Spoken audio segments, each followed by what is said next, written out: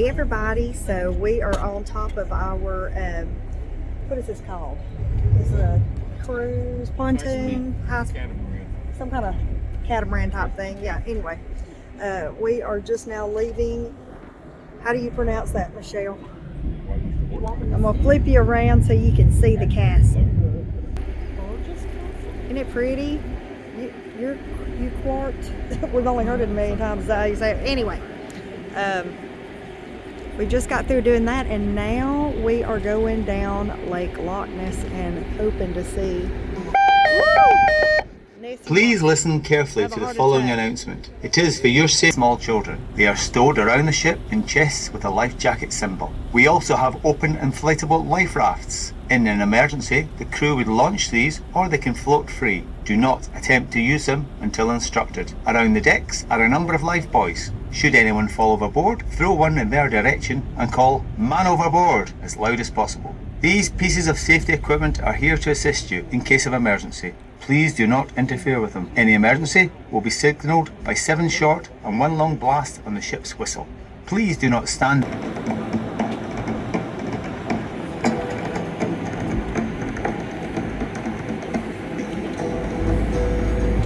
When the Jacobite cause was defeated at the Battle of Culloden in April 1746, Bonnie Prince Charlie managed to flee the battle and escape the government troops.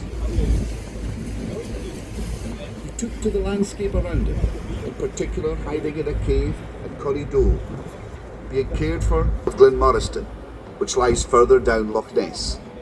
The men were among his few remaining followers, and the prince called them his Privy Council. They spent many nights in the cave, sleeping on a bed of heather. A description of the prince from the time says he was barefooted, had an old black kilt coat on, a t-shirt and a long red beard, a gun in his hand, a pistol and a dirk by his side. Eventually, the prince continued his journey west, meeting up with a lady called Flora MacDonald, who disguised the prince as one of her maids and took him in a boat across to the Isle of Skye, from where he started the journey back to Italy, where he died many years later, by which time he was not quite so bonny and very unhappy.